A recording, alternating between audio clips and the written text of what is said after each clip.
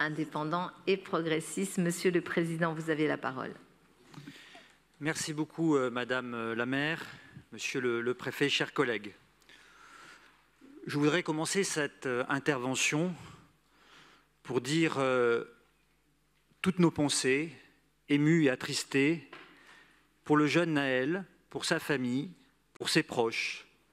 Vous l'avez dit, on ne doit pas mourir à 17 ans d'un refus d'obtempérer.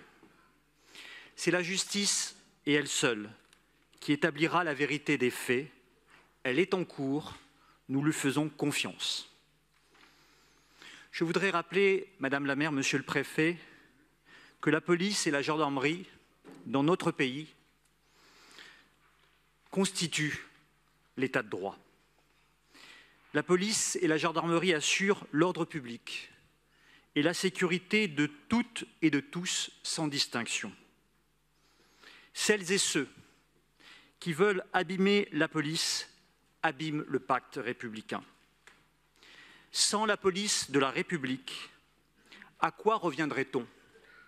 À la loi du plus fort, à la violence à laquelle on assiste malheureusement depuis plusieurs jours et plusieurs nuits.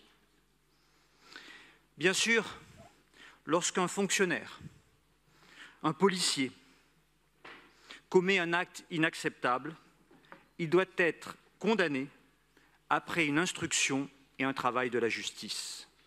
Car être policier, cela oblige à un comportement exemplaire et irréprochable.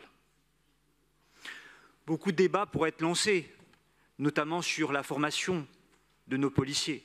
Elle est importante, elle doit être exigeante. Mais je voudrais mettre en garde et dire, sans notre police, comment aurait-on bloqué, comment aurait-on arrêté des pilleurs, des délinquants, des criminels qui brûlent, qui détruisent et mettent en danger la vie d'autres citoyens? C'est la raison pour laquelle, si nous devons être forts face à celles et ceux qui peuvent commettre des actes inacceptables, nous devons soutenir la police de la République. Car la violence, elle est là. 5000 véhicules brûlés, 1000 bâtiments publics brûlés ou attaqués, des commerces, 700 policiers ou gendarmes attaqués, blessés, un sapeur-pompier mort. Toutes nos condoléances à sa famille et à ses proches. N'oublions jamais le sacrifice du caporal-chef Doriane d'Amelincourt. Je pense aussi aux élus, j'y reviendrai tout à l'heure, qui sont une cible de ces violences. Quand on refuse d'appeler au calme, que cherche-t-on?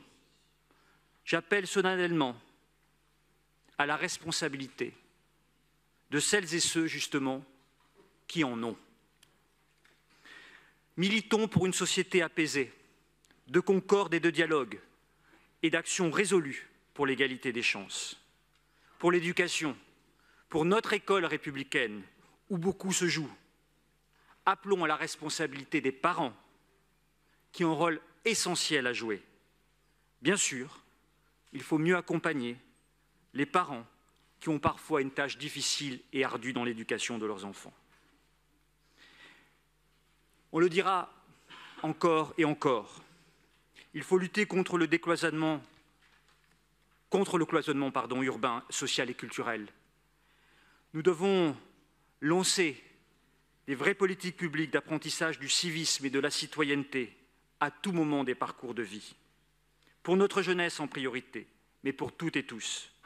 Nous appartenons à une nation, une belle et grande nation, fondée sur un principe, la République, organisée en un système, une démocratie. Cela est fragile. Aimons notre pays. Il faut le chérir. Pour cela, il faut rassembler autour de nos valeurs républicaines, de liberté, d'égalité et de fraternité, les faire vivre et les concrétiser pour toutes et tous sans discrimination, pour une vie plus juste, plus agréable, quelles que soient nos origines. Jacques Chirac nous l'a enseigné, nous sommes les filles et les fils de la République, ne l'oublions pas. Merci, Monsieur le Président.